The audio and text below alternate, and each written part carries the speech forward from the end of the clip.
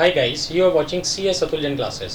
तो देखो, last class में हम लोगों ने बेलमेंट एंड प्लेज स्टार्ट किया था, जो कि एक स्पेशल कॉन्ट्रैक्ट था और part of Indian contract act ही था। तो मैंने आप लोगों को बताया था कि जो इंडियन कॉन्ट्रैक्ट एक्ट 1872 है वो दो पार्ट में डिवाइडेड है। एक जनरल कॉन्ट्रैक्ट्स होते हैं, एक स्पेशल कॉन्ट्रैक्ट्स होते हैं। General contracts section 1 to 75 apply होते हैं और स्पेशल कॉन्ट्रैक्ट्स अलग अलग हैं। वो सब हैं दोनों ही पार्ट इंडियन कॉन्ट्रैक्ट एक्ट के। तो जनरल कॉन्ट्रैक्ट्स आप लोग CA फाउंडेशन में पढ़ते हैं और जो स्पेशल कॉन्ट्रैक्ट्स हैं वो आप लोग CA इंटर में पढ़ते हैं। ठीक है, तो स्पेशल कॉन्ट्रैक्ट्स में हम लोगों ने क्या स्टार्ट किया था? Bailment and pledge. कौन से सेक्शन अप्लाई होते हैं बेलमेंट एंड प्लेज पे? सेक्शन 148 से लेके 181 तक, बोथ आर इंक्लूसिव। और ये सेक्शन किसके हैं? इंडियन कॉन्ट्रैक्ट एक्ट 1872 के। हम लोगों ने पढ़ा क्या था बेलमेंट में? बेलमेंट मूवेबल गुड्स का होता है कि इमूवेबल गुड्स का होता है? सिर्फ मूवेबल गुड्स का होता है, किसी पर्टिकुलर पर्पज़ के लिए, सब्जेक्ट टू द कंडीशन कि जैसे ही पर्पज़ अकम्प्लिश हो जाएगा ये गुड्स वापस आ जाएंगे आपके, और वो भी इन स्पेसी का मतलब सेम फॉर्म में वापस आएंगे। तो बेलमेंट में हम लोग सिर्फ और सिर्फ क्या करते हैं? ओनरशिप ट्रांसफ़र करते हैं कि पोजेसन ट्रांसफ़र करते हैं? सिर्फ पोजेसन ट्रांसफ़र करते हैं, ओनरशिप ट्रांसफ़र नहीं होता। और हम लोगों ने ये भी पढ़ा था कि बेलमेंट जो था आपका फॉर ग्रेशियस भी हो सकता है, नॉन ग्रेशियस भी हो सकता है। ठीक है, ये सब चीज़ें भी हम लोगों ने डिस्कस की थी और डिफरेंस भी डिस्कस किया था, सेल वर्सेस बेलमेंट में क्या क्या डिफरेंसेस होते हैं। ये सब चीज़ें हम लोगों ने लास्ट क्लास में डिस्कस की थी। आज हम लोग देखो ड्यूटीज़ की बात कर रहे हैं। किसकी ड्यूटीज़ की बात कर रहे हैं? Duties of belly and duties of baler. फिर इन दोनों के राइट्स भी पढ़ेंगे हम लोग। ठीक है, तो ठीक है जी, आज हम लोग ड्यूटीज़ से स्टार्ट करते हैं। तो देखो जी, सबसे पहले हम लोग ड्यूटीज़ डिस्कस कर रहे हैं किसकी? बेली की। बेली की ड्यूटीज़ की बात हो रही है जी, ड्यूटीज़ ऑफ बेली। तो दो पार्टी होते थे ना भाई, एक बेलर था और एक बेली था। बेलर कौन होता है? जिसने गुड्स का पोजेसन ट्रांसफ़र किया है। और बेली कौन होता था? जिसको ट्रांसफ़र किया है। तो जैसे आप लोग घर से पेन नहीं लेके आए, आपने मुझसे पेन उधार मांग लिया, मैंने आपको पेन दे भी दिया, तो इस केस में बेलर कौन है? मैं हूँ। बेली कौन है? आप लोग हैं। समझ गए मेरी बात? तो ड्यूटीज़ डिस्कस कर रहे हैं किसकी? बेली की। तो देखो, ये जो बेलमेंट है विद रिवार्ड भी हो सकता है, विदाउट रिवार्ड भी हो सकता है। चाहे पड़े ही विदाउट रिवार्ड हो, बट कॉन्ट्रैक्ट तो क्रिएट हो ही गया। इट मीन्स बेलर के भी कुछ राइट्स एंड ड्यूटीज़ हैं, बेली के भी कुछ राइट्स एंड ड्यूटीज़ हैं। तो हम लोग पहले किसकी बात कर रहे हैं? ड्यूटीज़ ऑफ बेली की बात कर रहे हैं। तो ड्यूटीज़ ऑफ बेली में क्या क्या आता है भाई? तो देखो, ड्यूटीज़ ऑफ बेली में सबसे पहली ड्यूटी क्या है बेली की? Duty to take reasonable care of the goods delivered to him. कि जो बेली है वो गुड्स की रीजनेबल केयर यूज़ करेगा, वो भी कितनी? जितनी वो अपने गुड्स की करता है। कोई भी नेग्लिजेंस नहीं यूज़ करेगा। तो जैसे आपने मुझसे मोबाइल मांग लिया कि सर मुझे एक कॉल मिलानी है, अगर मुझे आप अपना मोबाइल दे दो, तो आप उस मोबाइल की उतनी ही केयर करोगे जितनी अपने मोबाइल की करते हो।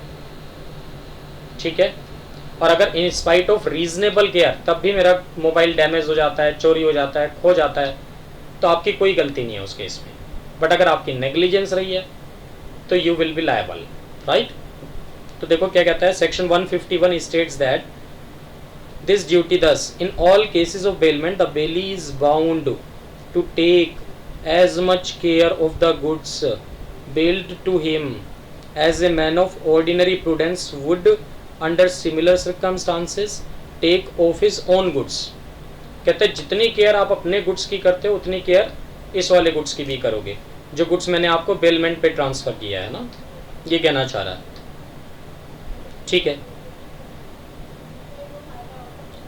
नेक्स्ट पैराग्राफ में आते हैं। देखो क्या कहता है, the bailee is not an insurer of the goods bailed to him. ये बात याद रखना, the bailee is not an insurer of the goods bailed to him. तो जो बेली है वो इंश्योरर नहीं है। तो वो ये कहना चाह रहा है अगर इन स्पाइट ऑफ रीजनेबल केयर तब भी गुड्स डैमेज हो जाता है, खो जाता है, ठीक है, ख़राब हो जाता है, तो इस केस में बेली लायबल नहीं होगा। बट बेली बस ये प्रूव कर दे कि सर मैंने तो रीजनेबल केयर यूज़ की थी तब भी चोरी हो गया, बताओ मेरी क्या गलती है? मेरा मोबाइल भी चोरी हो गया, इनका मोबाइल भी चोरी हो गया, दोनों का मोबाइल चोरी हो गया। If in spite of reasonable care the goods are lost और destroyed or deteriorated without any negligence on his part, he is not liable। कौन लायबल नहीं है? बेली लायबल नहीं है, ये कहना चाह रहा है। डन, ठीक है। It is open to the parties to increase और डिक्रीज द ऑब्लिगेशंस, कि पार्टीज अगर चाहें तो ऑब्लिगेशंस को इंक्रीज या डिक्रीज कर सकते हैं। In the absence of any special contract, in the absence of any special contract the standard of reasonable care will apply, कि अगर कॉन्ट्रैक्ट में कुछ भी स्पेसिफाइड नहीं है तो वैसे तो बेलर और बेली दोनों आपस में मिलकर एग्रीमेंट करके अपनी ऑब्लिगेशंस को इंक्रीज डिक्रीज कर सकते हैं, बट अगर ऐसा कॉन्ट्रैक्ट में कुछ भी स्पेसिफाइड नहीं है तो फिर तो भैया रीजनेबल केयर चलेगा। क्या चलेगा? रीजनेबल केयर, ठीक है। If it where the liability of the bailee is increased, कहते हैं आपस में स्पेसिफिक कॉन्ट्रैक्ट हो गया था, बेली की लायबिलिटी को हमने क्या कर दिया था? इंक्रीज कर दिया था। भैया हर केस में तू ही लायबल होगा, स्पेसिफिक कॉन्ट्रैक्ट हो गया। मैंने आपको मोबाइल दे दिया कॉल करने के लिए और क्या कह रहा हूँ, देख भाई कुछ भी हो हर केस में तू ही लायबल होगा, और ये मोबाइल चोरी हो गया तो चाहे तूने रीजनेबल केयर यूज़ की हो चाहे ना की हो, it doesn't make any difference, तू ही लायबल होगा, पैसे मैं तुझसे ही लूँगा। और उसके बाद भी क्या होता है, चलो मैंने तो लायबिलिटी इंक्रीज कर दी थी ना बेली की, ये कहा था हर केस में तू ही लायबल होगा भाई। उसके बाद भी गुड्स अगर चोरी हो जाता है, एक्सीडेंट हो जाता है, he will not be liable for loss caused by state enemies और by an act of God. तो वही कहना चाह रहा है, अगर एक्ट ऑफ गॉड की वजह से कुछ नुकसान हुआ ना, उस केस में बेली लायबल नहीं होगा। बाढ़ आई, आपका मोबाइल गिर गया, ठीक है, उसका भी मोबाइल गिर गया, ठीक है, या फिर आग लग गई, ब्लास्ट हो गया, तो ये तो एक्ट ऑफ गॉड है, इसमें हम कुछ नहीं कर सकते, राइट। कम्युनल राइट्स, सांप्रदायिक दंगे है ना, दंगे भड़क गए और दंगों में इसी का मोबाइल गिर गया जी, आपका भी गिर गया उसका भी गिर गया, तो क्या बेली लायबल होगा? नहीं होगा, चाहे पड़े आपने लायबिलिटी को इंक्रीज कर रखा था, राइट। ठीक है जी, नेक्स्ट पैराग्राफ में आप देखो क्या कहना चाहता है। It is also important to note under this duty of reasonable care the bailee is also bound to take reasonable steps, कि जो बेली है उसको रीजनेबल स्टेप्स भी लेने पड़ेंगे to recover the goods if they have been stolen. कहता है अगर गुड्स चोरी हो गए, चलो तुम्हारा मोबाइल भी चोरी हो गया उसका भी चोरी हो गया, तो भाई कम से कम तुम कोशिश तो करते उस मोबाइल को रिकवर करने की, FIR तो कराते, पुलिस कंप्लेंट तो करते, ठीक है, या पब्लिक नोटिस या पब्लिक अनाउंसमेंट कुछ तो करते। Thus where some goods were stolen from bailee's custody without his fault but he made no efforts whether by informing the owner, ना तो आपने ओनर को इन्फॉर्म किया ना पुलिस को, to recover them, he was held liable, तो इस case में बेली लायबल रहेगा। तो क्या कहना चाह रहा है, जैसे ही मोबाइल चोरी हो गया आप ओनर को बताओ कि सर मोबाइल चोरी हो गया, आपका भी मेरा भी, या फिर पुलिस कंप्लेंट करो, है ना। और अगर आपने ऐसा कुछ नहीं किया तो you will be liable to compensate, right. चलो जी, फर्स्ट ड्यूटी तो हो गई, duty of reasonable care. Second duty पे आते हैं, किसकी ड्यूटी पढ़ रहे हैं भाई? बेली की, बेलर की, बेली की ड्यूटीज पढ़ रहे हैं जी। सेकंड ड्यूटी क्या कहते हैं, देखो सेकंड ड्यूटीज में आते हैं जी, क्या कहते हैं second duty? Duty not to make unauthorized use of the goods entrusted to him. तो मीन्स बेली की एक ड्यूटी ये भी है, not to make unauthorized use, इस गुड्स का आप कुछ भी अनऑथराइज्ड यूज नहीं करेंगे, ठीक है ना, ठीक है। तो आप इस गुड्स का कुछ भी अनऑथराइज्ड यूज नहीं करेंगे, और अगर आपने किया तो you will be liable to compensate, चाहे आपका फॉल्ट हो चाहे ना हो। तो ये बात आपको इस एग्जाम्पल से समझ में आ जाएगी जी। लो एग्जाम्पल पढ़ते हैं सीधे सीधे, बाकी तो ये एक्सप्लेनेशन तो आप अपने वर्ड्स में कन्वर्ट करके लिख ही सकते हो। क्या कहता है? Ramesh lends his Honda City car to Suresh. Suresh को कहीं जाना होगा भाई, तो किसके पास आया? रमेश के। रमेश से उसकी नई की नई होंडा सिटी कार उधार मांगने आया, कहता है भाई 2 दिन के लिए दे दे, मैं जरा अर्जेंट कहीं शादी में जाना है। रमेश ने दे दी, बट कंडीशन लगा दी, देख भाई तेरी ड्राइविंग पे तो मुझे विश्वास है, तो ये जो गाड़ी है ना ये सिर्फ और सिर्फ तू ड्राइव करेगा, कोई और ड्राइव नहीं करेगा, ठीक है। चलो जी, तो लिखा भी है देखो, for his own driving only. But Suresh ने क्या किया? सुरेश ने अलाउ कर दिया दिनेश को, मेंबर ऑफ हिज फैमिली, अपने ही फैमिली मेंबर में से किसी एक को, मतलब जिसका नाम दिनेश था, उसको अलाउ कर दिया, ले भाई तू चला ले, चल तुझे तो मुझसे भी अच्छी गाड़ी चलानी आती है। To drive the car, Dinesh drive the car with care, Dinesh ने पूरी केयर से ड्राइव किया गाड़ी को, और दिनेश को सुरेश से भी अच्छी गाड़ी चलानी आती थी भाई, ठीक है ना, सुरेश से भी अच्छी गाड़ी चलानी आती थी। बट उसके बाद भी क्या हुआ? बट एक्सीडेंट अकर्ड, फिर भी एक्सीडेंट हो गया एंड कार डैमेज हो गई। तो Suresh is liable, Suresh is liable to make compensation to Ramesh for damage to the car. क्यों? क्योंकि एक तरह से अनऑथराइज्ड यूज कहलाएगा। ठीक है, तो फिर रमेश ने तो कार क्यों दी थी? आपकी कैपेबिलिटी पे विश्वास करके दी थी। ठीक, तो अथराइज यूज का मतलब सिर्फ आप ही चलाओगे इस गाड़ी को, किसी और को अलाउ नहीं करोगे, बट आपने अपने फैमिली मेंबर को अलाउ कर दिया, तो चाहे उस फैमिली मेंबर की नेग्लिजेंस रही हो चाहे ना रही हो, डैमेज अगर हुई तो कौन देगा? सुरेश ही देगा भाई।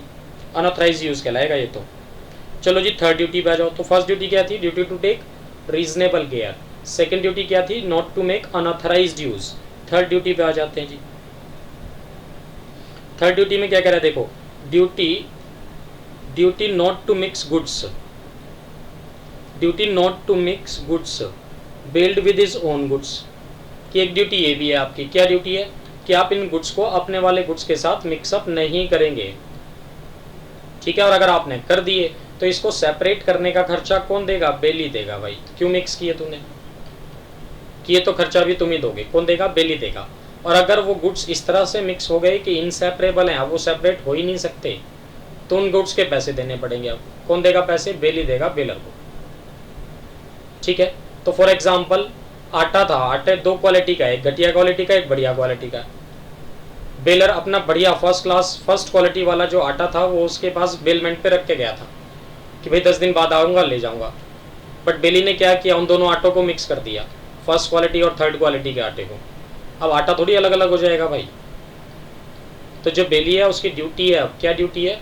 कि वो बेलर को कंपनसेट करे, उसकी फर्स्ट क्वालिटी का जो आटा था उसके पैसे वापस करे, ये कहना चाह रहा है।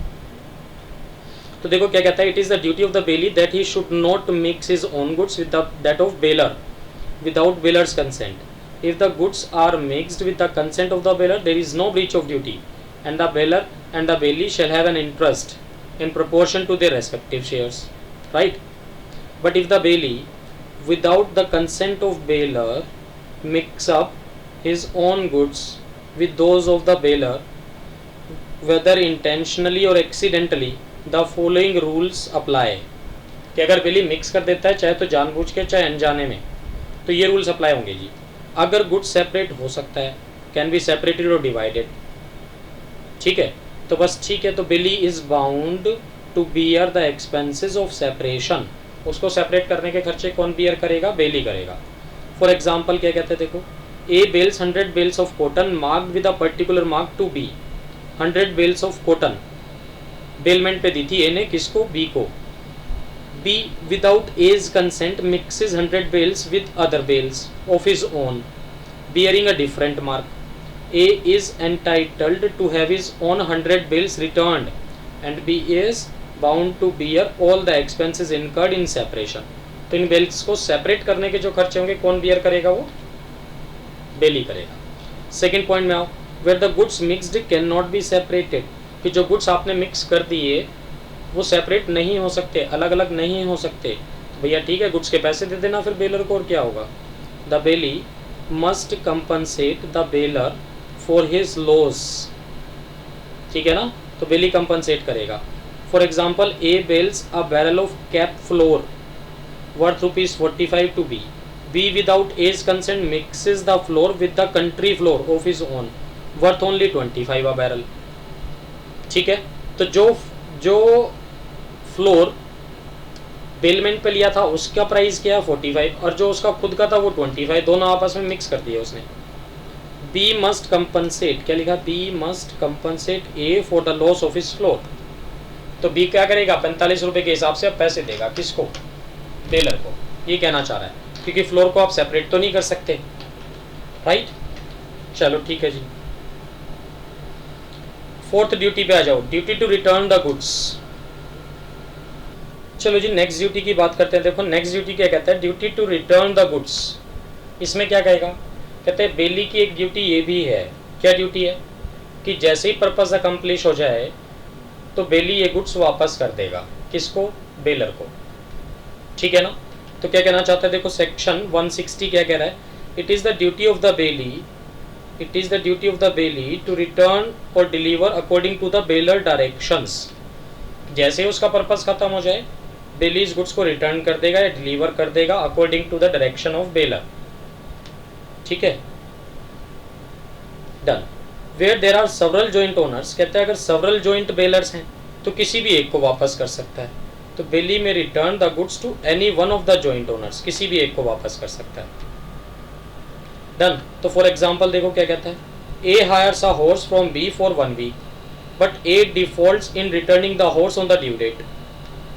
कहते हैं ए ने एक घोड़ा किराए पे लिया था 1 सप्ताह के लिए, ये भी एक तरह से बेलमेंट है, ठीक है, बट 1 सप्ताह बाद भी ए ने वो घोड़ा वापस नहीं किया, वो हॉर्स वापस नहीं किया, तो 1 सप्ताह के बाद क्या हुआ देखो, the horse dies 1 day after the expiry of the period of bailment without any fault on A's part, तो A is liable for the price of the horse to be along with damages for the delay. तो court ने क्या कहा कि भैया घोड़े के पैसे भी दो और साथ में 1 दिन का जो डिले किया उसके पैसे भी दो, 1 दिन का किराया भी दो मतलब, और घोड़े के पैसे भी दो। और घोड़े की डेथ हो गई जबकि उसमें बेली की कोई भी गलती नहीं थी। हाँ, बट बेली की सबसे बड़ी गलती क्या रही, he failed to return the goods on due date. तो 4th ड्यूटी क्या थी बेली की, कि जैसे ही आपका पर्पस या टाइम पीरियड खत्म हो जाए, जो गुड्स आपने बेलमेंट पे लिया है वो शराफत से वापस कराओ, ठीक है। तो अगर जैसे आपने ये हॉर्स किराए पे लिया था 1 वीक के लिए, 1 वीक के अंदर ही अगर डेथ हो जाती तो क्या होता अगर 1 वीक के अंदर डेथ होती ना भाई, तो उसमें 2 सिचुएशन होती। अगर वो डेथ नेचुरल होती तो उसमें तो ए लायबल नहीं होता, ए की कोई गलती नहीं है जी, एक्ट ऑफ गॉड है। हाँ, अगर उसकी नेग्लिजेंस की वजह से डेथ होती तो वो लायबल होता, बट 1 वीक के बाद अब चाहे उसकी नेग्लिजेंस हो चाहे ना हो, दोनों ही केसेस में कौन लायबल होगा, ए लायबल होगा, क्योंकि उसकी सबसे बड़ी गलती क्या हुई, he failed to discharge his duty to return the goods, ये कहना चाह रहा है। तो देखो ब्रैकेट में लिखा भी है, if the horse dies within 1 month, 1 minute रुको जी लो, if the horse dies within 1 week before the expiry of the period of bailment without A's negligence, A is not liable. कहता है अगर 1 वीक के अंदर death हो जाती है ना हॉर्स की, और वो भी नेचुरल डेथ होती, तब ये लायबल नहीं होता। 1 वीक के बाद डेथ हुई है तो चाहे नेचुरल डेथ हो चाहे उसकी नेग्लिजेंस की वजह से डेथ हो, दोनों केसेस में बेली ही लायबल होगा, ठीक है जी। चलो नेक्स्ट ड्यूटी पे आते हैं। नेक्स्ट ड्यूटी क्या है जी, 5th ड्यूटी पे आ जाओ। 5th एंड लास्ट ड्यूटी है ये, क्या है duty, to deliver any accretion to the goods. Accretion मतलब इंक्रीज आप कह सकते हैं। कहते हैं अगर गुड्स में कुछ इंक्रीज हुआ ना तो बेली को ओरिजिनल गुड्स भी दे देना है और इंक्रीमेंटेड गुड्स भी दे देना है, ये कहना चाह रहा है, ये ड्यूटी है उसकी। तो मान लो जैसे मैं हूँ, मैं ना भैया 1-2 महीने के लिए बाहर जा रहा हूँ और मेरे घर पे कुछ एनिमेटेड ऑब्जेक्ट्स हैं, लाइक हमने एक गाय रखी हुई है और वो ये गाय मैं आपको देके जा रहा हूँ 1 महीने के लिए, कि भाई 1 महीने बाद आऊँगा, ये गाय वापस ले लूँगा, आपके जो चारे वारे के पैसे होंगे वो मैं दे दूंगा, उसमें कोई टेंशन वाली बात नहीं है। और उसी 1 महीने के टाइम पीरियड में द काऊ हैज़ अ काफ, गाय ने बछड़ा भी दे दिया भाई।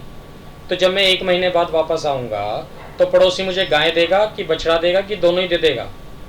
कानून कह रहा है दोनों चीज़ें देनी पड़ेंगी, मीन्स ओरिजिनल गुड्स भी देना है, इंक्रीमेंटेड गुड्स भी देना है। तो बेली ये नहीं कह सकता भाई तुम तो गाय दे के गए थे, गाय वापस रखो, बछड़ा हमारा हो गया, ये ऐसा नहीं कर सकते आप। तो देखो मैंने एग्जाम्पल भी ये लिया है, A leaves a cow in the custody, देखो A leaves a cow in the custody of B to be taken care of, the cow has a calf, B is bound to deliver the calf as well as cow to A. तो दोनों चीज़ें वापस करनी पड़ेंगी बेली को, ठीक है जी। तो बेली की कितनी ड्यूटीज़ पढ़ी हमने इन टोटल? हम लोगों ने बेली की 5 ड्यूटीज़ पढ़ी हैं जी। सबसे पहली ड्यूटी क्या थी, देखो सबसे पहली ड्यूटी थी ड्यूटी ऑफ रीजनेबल केयर, है ना। मैं इसको एब्रीविएशन यहाँ बना देता हूँ, ये लोग कुछ कोशिश करते हैं ऐसा बनाने की। 5 ड्यूटी है ना जी, लो सबसे पहली ड्यूटी यहाँ बना रहा हूँ, देखो लो, ड्यूटी ऑफ रीजनेबल केयर, है ना। दूसरी ड्यूटी क्या थी, दूसरी ड्यूटी क्या थी जी, चेक करो, not to make unauthorized use. तो अनऑथराइज्ड यूज नहीं करेंगे आप गुड्स का। इसको थोड़ा सा इधर स्क्रॉल कर रहा हूँ भाई, not to make unauthorized use.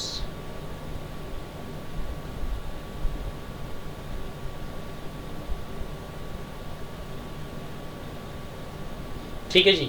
Number 3 में आ जाओ। नंबर 3 में क्या कह रहा है देखो, not to mix goods, not to mix goods, किन गुड्स को आप मिक्स नहीं करेंगे अपने गुड्स के साथ। नंबर 4 में क्या, कौन सा ड्यूटी था इसका, duty to return the goods, return the goods. Number 5 में क्या ड्यूटी था, इंक्रीमेंट इन गुड्स, है ना, इंक्रीमेंट इन गुड्स। तो ये 5 ड्यूटी थी। Number 1 reasonable care, number 2 not to make unauthorized use, number 3 not to mix goods, number 4 return the goods and number 5 increment in goods. तो इनका एक एक वर्ड उठा के हम कुछ एब्रीविएशन नहीं बना सकते, कोशिश कर लेते हैं, एब्रीविएशन बने ना बने कोई बात नहीं, वर्ड कुछ ना कुछ तो बना ही लेंगे। एक आर उठा लो, एक एन उठा लो, एक एन उठा लो, एक आर उठा लो, एक आई उठा लो। तो इसका मतलब आर भी 2 गए, एन भी 2 गए, तो कह सकते हैं आर स्क्वायर या आर एन स्क्वायर, ऐसा कर लेते हैं। चलो ठीक है, आर एन स्क्वायर है ना, और आई। तो लो जी 5 पॉइंट हो गए। 2 आर एन स्क्वायर मतलब 2 आर, 2 आर कौन कौन से हैं भाई, 2 आर कौन कौन से हैं, एक तो रीजनेबल केयर, इस तरह से याद रखना है ना, एक तो रीजनेबल केयर, एक रिटर्न द गुड्स। इसी तरह से 2 एन का मतलब क्या है भाई, not to mix the goods एक तो, और not to make unauthorized use, ठीक है ना। और आई का मतलब क्या हुआ, इंक्रीमेंटेड गुड्स। तो ये ड्यूटीज हो गई, किसकी ड्यूटीज हो गई, बेली की। अब हम कहाँ आते हैं, ड्यूटीज ऑफ बेलर पे। बेलर की ड्यूटीज की बात कर रहे हैं जी। देखो क्या कहता है बेलर की ड्यूटीज में, सबसे पहली ड्यूटी क्या है बेलर की, duty to disclose the fault in the goods बेल्ड।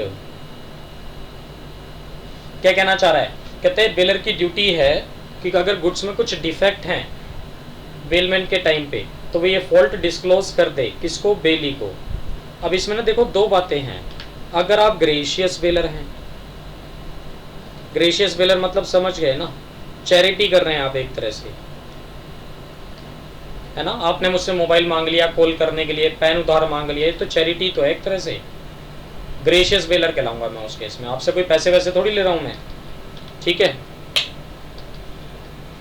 तो gracious bailor is bound to disclose the bailee all those faults, disclose करने आपको कौन से faults, of which he is aware, of which he is aware. और अगर वो fail to disclose होता है तो he will be liable to pay damages. कौन लायबल होगा, बेलर। समझ गए ना बात।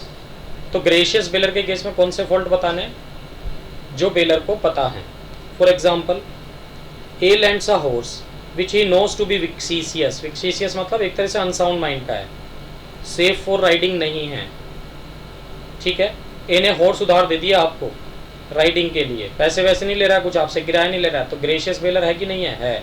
ए को पहले से ही पता था कि हॉर्स विक्सीसियस है, अनसाउंड माइंड का है, सेफ नहीं है, बट उसने क्या सोचा, यार रोज आ जाता है, कहते हैं आज दे दो जी, कल दे दो जी, है ना, तो ले जा तू आज इसको, आज दूसरे वाला हॉर्स उठा के दे दिया उसने। He doesn't disclose the fact that the horse is vexatious. Bailor ने ये बात बेली को डिस्क्लोज नहीं की कि जो हॉर्स है वो विक्सीसियस है। द हॉर्स रन्स अवे, जो हॉर्स है वो भाग जाता है, बी को गिरा देता है, बी को चोट लग जाती है, इंजरीज हो जाती हैं, तो A is responsible to B for the damages sustained. ये बात समझे क्या, ए रेस्पॉन्सिबल है, कंपनसेशन देना पड़ेगा। तो लिया दिया कुछ नहीं, खाया पिया कुछ नहीं, गिलास तोड़ा 12 आना, ये वाली बात कर रहा है वो। तो बेचारे को किराया वराया कुछ नहीं मिला, बट कंपनसेशन और देना पड़ेगा, क्यों, गलती उसकी थी ना, उसने बताया क्यों नहीं। ये तो वही वाली बात हो गई, आप सुबह सुबह आ गए मेरे पास, कहते सर बाइक की चाबी दे दो, जरा टर्मिनल तक जाना है। मैंने सोचा यार ये रोज आ जाता है बाइक की चाबी मांगने, पेट्रोल खाली करके यहाँ ला के खड़ी कर देता है मेरे पास। आज मुझे पता था बाइक में ब्रेक नहीं है, मैंने सोचा यार दे दो, चलो आज इसको एक्सीडेंट होने तो अकल आएगी, तो मैंने कहा ले भाई ले जा, और जैसे ही बाइक लेके बाहर निकला उसका एक्सीडेंट हो गया। तो बताओ मैं ग्रेशियस बेलर था कि नहीं था, बिल्कुल था, मैंने कोई किराया थोड़ी लिया आपसे, बट मुझे पता था ना डिफेक्ट है उस बाइक में, ब्रेक नहीं है, तो मुझे बताना चाहिए था, ये मेरी गलती है, तो मुझे ही कंपनसेट करना पड़ेगा। बट अगर मुझे पता ही ना हो, मैंने तो भाई बाइक ला के बिल्कुल सही सही ठीक खड़ी की थी, ठीक है, और किसी ने मेरी बाइक के ब्रेक लूज़ कर दिए मेरी एब्सेंस में। अब मुझे क्या पता उसमें ब्रेक है कि नहीं है, अब मैं लायबल नहीं हूँ अगर मैं प्रूव कर दूँ कि भाई मुझे पता ही नहीं था, है ना। तो ग्रेशियस बेलर को कौन से डिफेक्ट बताने हैं, जो उसे पता थे। और दूसरे वाले केस में हो तो baler for reward, baler for reward की बात हो रही है भाई। देखो तो बेलर फॉर रिवॉर्ड को कौन से डिफेक्ट बताने हैं, कहते हैं भाई देखो बेलर फॉर रिवॉर्ड को तो ना ओल्ड डिफेक्ट बताने हैं, weather he is aware of the defects और नॉट। सारे डिफेक्ट बताने हैं, चाहे आपको ये पता हो चाहे ना पता हो। तो if he does not disclose them to the bailee, तो वो लायबल होगा फिर उस केस में, राइट। तो वो ये कहना चाह रहा है कि बेलर फॉर रिवॉर्ड, भैया किराया ले रहे हो ना आप मुझसे, किराया ले रहे हो तो आपको सारे डिफेक्ट सारे डिफेक्ट बताना ज़रूरी है बेली को। जो आपको पता है वो डिफेक्ट भी बताओगे और जो आपको पता होने चाहिए वो भी बताओगे। अब मान लो मैं बाइक किराए पे दे रहा हूँ आपको, आपसे किराया ले रहा हूँ, तो वो ये कहना चाह रहा है भाई जब बाइक का किराया ले रहे हो तो आप प्रॉपर चेक करके दो उसे किराए पे, ठीक है। तो जो डिफेक्ट पता है आपको वो तो बताने ही बताने हैं, और जो नहीं पता है पता होने चाहिए तो आप चेक करके दो ना प्रॉपर वे में कि भाई बाइक में ब्रेक है कि नहीं है, ठीक है, हवा प्रॉपर है कि नहीं है, वो सब चीज़ें चेक करके दो आप जब किराया ले रहे हो तो, ठीक। तो भाई सिंपल सी बात क्या हुआ, डिफरेंस क्या हुआ, अगर ग्रेशियस बेलर है चैरिटेबल बेलर है तो सिर्फ वो डिफेक्ट बताने हैं जो आपको पता है, और अगर बेलर फॉर रिवॉर्ड है तो आपको सारे डिफेक्ट बताने हैं, जो आपको पता है वो भी और जो पता होने चाहिए वो भी, ठीक है। Is responsible for all the defects in the goods bailed whether he is aware of the defects और not. If he does not disclose them to the bailee unlike a gratuitous bailor, ignorance of the defect is not defence for him, है ना। तो यहाँ वो defence नहीं claim कर सकता इसको कि सर मुझे नहीं पता था ये डिफेक्ट है, मुझे नहीं पता था गाड़ी में ब्रेक नहीं है। तो जब भाई किराया ले रहे हो तो आपको पता होना चाहिए कि ब्रेक है या नहीं है। For example, A hires a carriage of B, the carriage is unsafe though B is not aware of it and A is injured, B is responsible. कहता है बी रेस्पॉन्सिबल रहेगा, क्यों, किराए पे लिया है ना भाई कैरेज, तो जब किराया ले रहे हो तो प्रॉपर चेक करके दो आप। ए फॉर द इंजरी, ठीक है। If the carriage were lent graciously B would not be liable, ठीक है ना। अगर ग्रेशियस होता तो वो लायबल नहीं होता, बट यहाँ तो बेलर फॉर रिवॉर्ड है तो फिर तो लायबल हो गई होगा। ठीक, क्या हुई भाई बेलर की, कि अगर गुड्स में कोई डिफेक्ट है तो वो डिस्क्लोज करेगा। कौन डिस्क्लोज करेगा, बेलर। चलो सेकंड ड्यूटी में आ जाओ। सेकंड ड्यूटी क्या कहता है, duty to repay necessary expenses, duty to repay necessary expenses in case of gracious bailment. कहता है अगर ग्रेशियस बेलमेंट है ना तो जो बेली के नेसेसरी एक्सपेंसेस हुए हैं वो तो फिर भी आपको देने ही पड़ेंगे, ये कहना चाह रहा है, ठीक है। तो ग्रेशियस बेलमेंट में भी आपको जो ऑर्डिनरी एक्सपेंसेस हैं, नेसेसरी एक्सपेंसेस हैं रोजाना के, वो तो देने ही पड़ेंगे। तो फॉर एग्जांपल से बात क्लियर हो जाएगी। क्या कहता है देखो, देख लेते हैं। 10 वेर अ हॉर्स, यहाँ से पढ़ लेते हैं चलो इसको। 10 where a horse is bailed without reward for safe custody, without reward for safe custody. तो मैंने कोई हॉर्स बेलमेंट पे दे दिया आपको विदाउट रिवॉर्ड, सेफ कस्टडी के लिए, ठीक है। किराया कुछ नहीं दूंगा जी उसका रखने का, है ना। बट उसके बाद भी आपको क्या करना है, it is the duty of the bailor to reimburse the bailee for usual feeding expenses of the horse. कहते हैं उसका रोजाना का चारा का खाने का जो खर्चा है वो तो देना ही पड़ेगा भाई, फिर भी बेलर को इम्प्लाइड है वो, तो ये कहना चाह रहा है। थर्ड ड्यूटी क्या है, फर्स्ट ड्यूटी क्या पढ़ी हमने बेलर की, कि एक तो बेलर डिफेक्ट बताएगा उस गुड्स के। नंबर 2 में हमने क्या पढ़ा कि चाहे पढ़े ही बेलमेंट फॉर मतलब ग्रेशियस बेलमेंट हो, उस केस में भी आपके जो नेसेसरी एक्सपेंसेस हैं बेली के, यूजुअल फिटिंग चार्जेस लाइक, वो सब तो आप दोगे दोगे। कौन देगा, बेलर देगा। थर्ड ड्यूटी क्या है जी बेलर की, duty to repay any extraordinary expenses. यहाँ एक्स्ट्रा ऑर्डिनरी एक्सपेंसेस की बात हो रही है in case of non gracious bailment. कहते हैं नॉन ग्रेशियस बेलमेंट है मतलब किराया भी दे रहा हूँ जी, उस केस में भी आपको एक्स्ट्रा ऑर्डिनरी एक्सपेंसेस तो अलग से देने पड़ेंगे। तो लाइक मेडिकल एक्सपेंसेस कह सकते हैं आप, मेडिकल एक्सपेंसेस तो भैया फिर भी अलग से देने ही पड़ेंगे। तो जैसे मैं अपना हॉर्स या डॉगी या काऊ आपके घर छोड़ के जा रहा हूँ और क्या कह रहा हूँ, भाई रोजाना के मैं तुझे 500 रुपये दूंगा इसको रखने के, तो जो 500 हैं वो तो इम्प्लाइड है भाई, उसके चारे वारे के होंगे। अगर वो हॉर्स काऊ बीमार हो जाता है और मेडिकल एक्सपेंसेस हुए हैं तो वो अलग से देने पड़ेंगे बेलर को, ये कहना चाह रहा है। तो देखो इसमें एग्जाम्पल भी दिया होगा आपको कुछ, तो देखो ये रहा जी example, where a horse is bailed for safe custody and the bailee is to receive ₹80 per day as custody charges. तो मैंने अपना हॉर्स आपको बेलमेंट पे दे दिया और क्या कहा, 80 रुपये रोज दूंगा जी as custody charges. The bailor is not liable to repay the bailee the ordinary expenses. अब इस केस में ऑर्डिनरी एक्सपेंसेस तो देने की जरूरत है नहीं बेलर को, but if during the bailee's custody the horse falls ill, horse बीमार हो गया, without any negligence on his part the bailor must repay the bailee medical expenses. तो इस केस में देखो बेलर जो है बेली को मेडिकल एक्सपेंसेस तो फिर भी देगा, ठीक है, in connection with the treatment of the horse, these being extra ordinary expenses. ये तो एक तरह से एक्स्ट्रा ऑर्डिनरी एक्सपेंसेस हैं जी, राइट। नंबर 4 में आ जाओ, duty to indemnify the bailee. Duty to indemnify the bailee क्या कहना चाहता है इस केस में, क्या कहेगा, कहते देखो अगर बेलर की वजह से बेली को कोई लॉस हुआ ना, तो वो लॉस को कौन कंपनसेट करेगा, बेलर। तो इंडेमनीफाई का मतलब ही क्या होता है, कंपनसेशन, कंपनसेशन है ना। तो क्या कहते हैं देखो, a bailor is also bound to indemnify the bailee for any loss suffered by the bailee. तो ये बात तो ऊपर वाली होगी, अपने अपने वर्ड्स में कन्वर्ट करके लिख सकते हो। एग्जाम्पल पढ़ते हैं, देखो, A gives his neighbours scooter to B for use. A ने क्या किया, अपने पड़ोसी का स्कूटर उठाया और बी को दे दिया यूज करने के लिए, विदाउट नेबर्स परमिशन, पड़ोसी की परमिशन ली नहीं। अब नेबर ने क्या किया, पड़ोसी ने क्या किया, बी पे केस फाइल कर दिया, मतलब बेली पे केस फाइल कर दिया और उससे कंपनसेशन भी रिसीव कर लिया, किससे, बेली से, ठीक है। तो बेली ने तो कंपनसेशन किसको दे दिया, पड़ोसी को, और वो बेली किससे रिकवर करेगा वो कंपनसेशन, ए से। A is bound to indemnify B for his losses. समझ गए ना बात। चलो जी 5th पॉइंट में आओ, बेलर की नेक्स्ट ड्यूटी क्या है, duty to receive back the goods.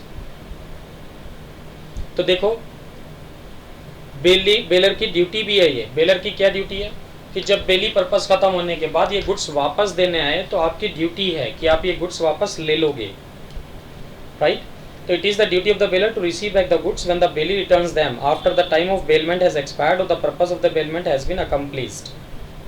If the bailor refuses to take delivery of the goods when it is offered at the proper time, proper time क्या होगा, time period खत्म हो गया है ना बेलमेंट का, the bailee can claim compensation for all necessary expenses of and incidental to the safe custody.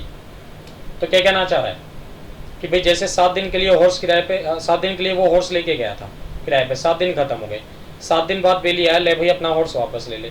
Baler मना कर रहा है, यार 3 दिन और रख ले, तो भाई 3 दिन के बाद ले आना। तो 3 दिन का अगर कुछ एक्स्ट्रा खर्चा होता है तो बेलर देगा किसको, बेली को। बेलर किराया नहीं मांगेगा उससे, बट हाँ खर्चा और देना पड़ेगा उसे, बेलर को, ये कहना चाह रहा है, ठीक। तो ये ड्यूटी थी जी बेलर की। तो 5 ड्यूटीज हमने बेली की पढ़ी, 5 ही ड्यूटीज हमने बेलर की पढ़ी। तो बेलर की ड्यूटीज भी एक बार शॉर्ट में लिख लेते हैं जी, कौन कौन सी ड्यूटी थी देख लो एक बार। बेलर की ड्यूटीज की बात कर रहे थे ना हम लोग, ये लो यहाँ लिख देता हूँ, duties of baler.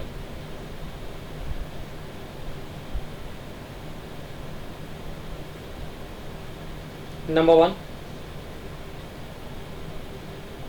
Duty to disclose fault, है ना, डिस्क्लोज फॉल्ट। तो गुड्स में अगर कुछ डिफेक्ट हैं तो वो बताएगा, कुछ डिफेक्ट्स हैं, फॉल्ट्स हैं तो वो बताएगा। कौन बताएगा, बेलर बताएगा। दूसरा ड्यूटी क्या है जी, duty to repay necessary expenses, repay necessary expenses, repay necessary expenses. Number 3 में आ जाओ जी, नेक्स्ट ड्यूटी क्या है, duty to repay extraordinary expenses. तो नेसेसरी एक्सपेंसेस ना होके इस बार क्या है, एक्स्ट्रा ऑर्डिनरी एक्सपेंसेस। नंबर 4 पे आ जाओ जी, 4th ड्यूटी क्या है भाई बेलर की, duty to indemnify the bailee, indemnify the bailee. मतलब बेली को कंपनसेट करेगा। नेक्स्ट ड्यूटी क्या है जी, फिफ्थ,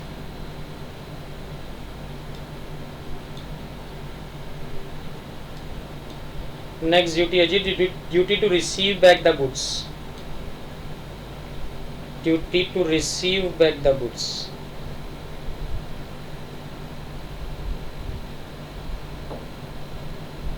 ठीक है, ये 5 ड्यूटीज हैं जी लोग, किसकी, बेलर की, बेलर की ये 5 ड्यूटीज हैं। Number 1 disclosure of faults, repair necessary expenses, extra ordinary expenses. तो नेसेसरी एक्सपेंसेस लिख सकते हैं, फीडिंग चार्जेस है ना, याद रहेगा इससे आपको। एक्स्ट्रा ऑर्डिनरी एक्सपेंसेस मतलब मेडिकल एक्सपेंसेस, इससे याद रहेगा आपको। इंडेमनिफिकेशन आपको पता ही है, और रिसीव बैक द गुड्स ये भी आपको पता है। तो ये ड्यूटीज़ हो गई अब बेलर की हमारी, है ना। चलो जी, तो ड्यूटीज़ बेली की भी हो गई, बेलर की भी हो गई। अब हम आते हैं राइट्स पे, राइट्स की बात कर रहे हैं बेली के। चलो जी देखो, राइट्स की अगर हम बात करें तो सबसे पहले बेली के राइट्स पढ़ रहे हैं। बेली के राइट्स में सबसे पहला पॉइंट क्या लिखा है, देखो इसने, कहता है एनफोर्समेंट ऑफ बेलर्स ड्यूटीज़। कहता है बेलर की जो ड्यूटी हैं वो बेली के राइट्स हैं। क्लियर है मेरी बात, बेलर की जो ड्यूटीज़ हैं वो बेली के राइट्स हैं। तो इसमें देखो वही सब लिखा हुआ है, जो बेलर की ड्यूटीज़ थी वही सब लिखी हुई है। देखो, right to claim damages for loss arising from undisclosed fault. तो ड्यूटी टू डिस्क्लोज फॉल्ट था कि नहीं था बेलर का, तो इसका क्या बन गया, right. Number 2 right to receive reimbursement of extraordinary expenses, तो मेडिकल एक्सपेंसेस रिकवर कर सकते हो आप। Number 3 right to indemnifier in full for any loss suffered, तो इंडेमनिफिकेशन भी था ड्यूटी में बेलर की। Number 4 right to claim compensation for expenses for safe custody of the goods if the bailor has wrongfully refuse to take delivery. तो एक duty ये भी तो थी बेलर की, to take delivery of the goods, है ना। Duty to take return of the goods, ऐसा था ना ड्यूटी अभी बेलर की हमने पढ़ा। तो अगर बेलर नहीं लेता है तो ये बेली का राइट है कि वो लीगली इस राइट को एनफोर्स करा सकता है अपने। ठीक, अब सेकंड राइट क्या है जी बेली का, बेली के राइट्स की बात हो रही है ना। Right to deliver the goods to one of the several joint bailors, वो ये कहना चाह रहा है देखो यहाँ कि अगर बेलर्स एक से ज़्यादा हैं तो बेली का ये राइट है कि वो किसी भी एक जॉइंट बेलर को वापस दे सकता है गुड्स। सबको बुला के इकट्ठा उनके सामने देने की ज़रूरत नहीं है, किसी भी एक जॉइंट बेलर को रिटर्न कर दे, ठीक है, ये उसका राइट है। किसका राइट है, बेली का। नेक्स्ट पॉइंट में आते हैं जी, right to deliver goods in good faith to the bailor without title. तो बेलर ना विदाउट टाइटल वाला था ये, ठीक है ना। तो मान लो जैसे भी हम लोग डिस्कस भी कर रहे थे कि मैंने अपने पड़ोसी का स्कूटर उठा के आपको दे दिया बिना उसकी परमिशन के यूज़ करने के लिए, ठीक है, चोरी कर लिया मान लो मैंने उसका स्कूटर और आपको बेच दिया या आपको बेलमेंट पे दे दिया, ठीक, आपको पता भी नहीं है बात। जैसी पर्पस अकम्प्लिश हो गया, आपने ये स्कूटर या मोबाइल मुझे वापस कर दिया, जबकि मेरा टाइटल डिफेक्टिव है। जो इसका ओरिजिनल ओनर था उसने आपके हाथ में देखा होगा, उसने आपके ऊपर केस फाइल कर दिया। नहीं, तो बेली क्या कह रहा है, आप क्या कह रहे हो, सर मुझे क्या पता कि अतुल सर ने ये मोबाइल या स्कूटर चुरा के मुझे दिया था, मुझे तो पता ही नहीं था कि इनका टाइटल डिफेक्टिव है, मैंने तो इनसे लिया था, इन्हीं को वापस दे दिया, मेरी गलती बताओ क्या है। तो बस उसको बेली को ये प्रूव करना है कि मुझे इस चीज़ की नॉलेज नहीं थी कि अतुल सर का टाइटल डिफेक्टिव है, ठीक है। तो बेली जिससे गुड्स ले रहा है उसी को वापस कर रहा है, चाहे पढ़ी उसका टाइटल डिफेक्टिव हो बेलर का। राइट ऑफ लियन क्या कहना चाहता है, देखो, the right to retain possession. Right of lien का मतलब होता है right to retain possession of the property of the goods belonging to another, कि गुड्स और प्रॉपर्टी जो किसी और के पास है, ठीक है, उसका आप right to retain possession use कर रहे हो ना, ठीक है, until some debt और claim is paid, ठीक है जी। तो राइट ऑफ लियन का मतलब ही क्या है, राइट ऑफ लियन का मतलब है राइट टू रिटेन पोजेशन। वो ये कहना चाह रहा है आपने मुझसे कुछ गुड्स बेलमेंट पे लिया था और आपका कुछ पैसा भी चाहिए मेरे ऊपर। अब आप क्या कह रहे हो, सर आपने इतने दिन से पैसे नहीं दिए मेरे, मैंने कहा भाई दे देंगे, है ना। आप क्या कह रहे हो, सर मैं आपके गुड्स वापस दूंगा ही नहीं, कब तक, जब तक आप मेरे पैसे नहीं दे देते। तो मैं तो राइट ऑफ लियन यूज़ कर रहा हूँ इन गुड्स पे, बेलमेंट वाले गुड्स पे राइट ऑफ लियन यूज़ कर रहा हूँ, तो कर सकते हैं आप ऐसा भी, है ना। तो ये राइट्स ऑफ किसके राइट्स थे, बेली के, और जो ड्यूटीज बन जाएंगी एक तरह से किसकी, बेलर की। अब राइट्स ऑफ बेलर पे आ जाओ। बेलर के राइट्स की बात हो रही है भाई। तो बेलर के राइट्स में सबसे पहला तो इन्होंने क्या बताया, वही एनफोर्समेंट ऑफ बेलीज ड्यूटी। कहते हैं जो बेली की ड्यूटी है वो बेलर के राइट बन जाएंगे। तो देखो इसमें फर्स्ट पॉइंट में वही सब पांचों ड्यूटीज दे रखी हैं इन्होंने, किसकी, बेली की। तो वही पांचों ड्यूटीज जो हमने वहां पढ़ी थी वही यहाँ भी हैं। एक बार रिकॉल कराऊं लो। Right to claim damages for loss cause to the goods bailed by the bailee's negligence. कहते हैं बेली की अगर नेग्लिजेंस हुई, उसकी वजह से कुछ लॉस हुआ, तो कौन कंपनसेट करेगा, बेली करेगा, तो बेलर का राइट है। राइट। अनऑथराइज्ड यूज करोगे तो भी क्या होगा, बेली की ड्यूटी है, बेलर का राइट है। Third one, lost caused by unauthorised mixing of the goods. Unauthorised mixing की वजह से जो लॉस हुआ बेली कंपनसेट करेगा, मतलब बेलर का राइट है। Fourth, right to demand return of the goods as soon as the time for which they were bailed has expired or the purpose for which they were bailed। तो क्या कहना चाहता है, baler का right है, क्या right है baler का, कि जैसे ही पर्पस या टाइम पीरियड खत्म हो जाए तो वो अपना गुड्स वापस मांग सकता है। और right to claim natural accretion, मतलब गुड्स में अगर कुछ नेचुरल इंक्रीमेंट हुआ, like cow has a calf, तो जो बेलर है वो क्या वापस लेगा, काउ भी और काफ भी, ये कहना चाह रहा है। ठीक है जी। तो सेकंड राइट में आते हैं बेलर के। सेकंड राइट क्या है, right to terminate the bailment if the bailey uses the goods wrongfully। कि अगर बेली इन गुड्स को wrongfully यूज कर रहा है तो जो बेलर है इस कॉन्ट्रैक्ट को बीच में भी टर्मिनेट कर सकता है, ये कहना चाह रहा है।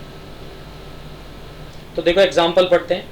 एग्जांपल में क्या कह रहे हैं, देखो, A gives on hire to B a horse for his own riding. A ने बी को हॉर्स दिया था बट सिर्फ और सिर्फ उसी के लिए, उसी की राइडिंग के लिए। पहले ही कहा था भैया किसी और को अलाउ मत करना। B drives the horse in his carriage. तो उसने हॉर्स किस लिए दिया था, राइडिंग के लिए, बट उसने इस हॉर्स को क्या किया, कैरेज में यूज कर लिया, मतलब घोड़ा गाड़ी में लगा दिया। The contract of bailment is voidable at the option of A. A चाहे तो इस कॉन्ट्रैक्ट को बीच में भी टर्मिनेट कर सकता है। बेलर का थर्ड राइट क्या है जी, right to demand return of the goods at any time in case of gracious bailment. कहता है अगर ग्रेशियस बेलमेंट है तो बेलर इस गुड्स को कभी भी वापस ले सकता है, टाइम पीरियड खत्म होने से पहले भी और बाद में भी। बट हाँ, अगर बेली ये प्रूव कर दे कि आपके या इस बेलमेंट की वजह से मुझे इतना फ़ायदा नहीं हुआ जितना नुकसान हो गया, तो उसके नुकसान की भरपाई तो करनी पड़ेगी भाई फिर बेलर को। तो अगर नॉन ग्रेशियस बेलमेंट था तब तो टाइम पीरियड खत्म होने के बाद ही लोगे आप, और ग्रेशियस बेलमेंट है तो टाइम पीरियड खत्म होने से पहले भी ले सकते हैं आप। बट अगर बेली ने प्रूव कर दिया लॉस ज़्यादा हो गया तो भैया कंपनसेट भी करना पड़ेगा, ये याद रखना। तो देखो इसमें लिखा भी है, but if the premature return of the goods causes the belly loss in excess of benefit actually derived, ठीक है, by him from the use of such goods, the bailor must indemnify the Bailey for the amount in which the loss occasioned exceeds the benefit derived। कहते हैं अगर उसको बेली को loss ज़्यादा हो गया, बेनिफिट कम हुआ, तो लॉस तो कंपनसेट करना पड़ेगा भाई, ये कहना चाह रहा है। Rights of bailors and bailees against wrongdoers, इसमें आते हैं जी। अब क्या कहना चाह रहा है ये, बेलर और बेली दोनों के राइट्स की बात कर रहा है इकट्ठे, अगेंस्ट रॉन्ग डूअर में क्या कहना चाहता है, देखो, if the third person wrongfully deprives the bailey of the use or possession of the goods bailed or does them any injury। तो वो क्या कहना चाह रहा है कि कोई थर्ड पार्टी बेली के पोजेशन को क्या करता है, wrongfully डिप्राइव कर देता है। तो बेलर के पास और बेली के पास क्या क्या राइट्स हैं उनकी बात कर रहे हैं हम लोग। तो क्या कहता है, देखो, the belly is entitled to use such remedies as the owner might have used। Means वो ये कहना चाह रहा है बेली के पास वो सारी रेमेडीज हैं जो बेलर के पास है, ठीक है ना। तो क्या हुआ, लाइक बेलर का गुड्स था, बेलर ने अपना कुछ गुड्स बेलमेंट पे किसको दे रखा था, बेली को दे रखा था, और बेली से वो कोई सामान चुरा के लेके चला गया। तो बेली के पास क्या राइट्स हैं, कहता है बेली के पास वो सारे राइट्स हैं जो बेलर के पास होते हैं। तो बेली न्यूज़पेपर में एडवर्टीजमेंट भी दे सकता है, एफआईआर भी कंप्लेंट कर सकता है, पुलिस कंप्लेंट भी कर सकता है, सब कुछ कर सकता है, ठीक है ना। The belly is entitled to use such remedies as the owner might have used in the like case if no bailment had been made. तो कहता है बेली के पास वो सब राइट्स हैं जो बेलर के पास है, कि काश अगर ये बेलमेंट नहीं हुआ होता तो बेलर के पास क्या राइट्स होते, वो सारे राइट्स बेली के पास हैं. एंड आइदर द बेलर और the belly may bring a suit against the wrongdoer for such deprivation or injury. Whatever is obtained by way of relief or compensation in any such suit is to be apportioned as between the bailor and bailee according to their respective interest. कहते हैं जो भी compensation अब मिलेगा ना बेली को, उस compensation को प्रोपोर्शनेटली डिवाइड कर लेंगे बेलर और बेली में in according to their interest. तो फॉर एग्जाम्पल देखो बात क्लियर हो जाएगी इससे. If somebody forcefully takes possession of a coat from tailor's shop, then either the tailor or the owner of the coat may sue the wrongdoer. समझते हैं बात. तो जैसे मैं हूँ, टेलर को कपड़ा दे के आया कोट बनाने का. टेलर से क्या कहा मैंने, भाई इस कपड़े से कोट बना देना. उसने कोट बना दिया. अब वो कोट कोई और ले गया झूठ बोल के या चोरी करके, तो टेलर भी केस फाइल कर सकता है और कंपनसेशन क्लेम कर सकता है. अब जितना भी कंपनसेशन मिलेगा टेलर क्या करेगा, उसमें से अपने स्विंग चार्जेस काट के, उसके सिलाई के जितने पैसे हैं वो काट के बाकी पैसे मेरे दे दे भाई. तो if the tailor files the suit he shall hand over the recovered amount after deducting his tailoring charges to the owner of the goods. कहता अपने टेलरिंग चार्जेस माइनस करके बाकी पैसे ओनर को वापस करो. ठीक है जी. तो ये थे राइट सारे. ठीक है. तो आज हम लोगों ने क्या पढ़ा, ड्यूटीज़ भी पढ़ लिए, राइट्स भी पढ़ लिए. ड्यूटीज़ किसकी पढ़ी, बेलर की भी और बेली की भी, दोनों की ड्यूटीज़ पढ़ी. पहले हमने ड्यूटीज़ बेली की पढ़ी, फिर बेलर की पढ़ी, फिर हमने राइट्स की बात की. और राइट्स में तो जनरली क्या था, एक की ड्यूटी है तो दूसरे का राइट है. ठीक है जी. तो हम लोगों ने आज राइट्स कंप्लीट किए हैं बेलमेंट में, ड्यूटीज़ एंड राइट्स. ठीक है. आज के लिए हम लोग देखो इतना ही रखते हैं. ये वीडियो अगर आपको पसंद आया तो लाइक करें और हमारे channel CS Atul Jain classes को सब्सक्राइब करें और बेल आइकन दबाना ना भूलें, सो दैट जब भी हम कोई नई वीडियो अपलोड करें तो आपको नोटिफिकेशन मिल जाए उसका. राइट. चलो जी. Thanks for watching CS Atul Jain classes.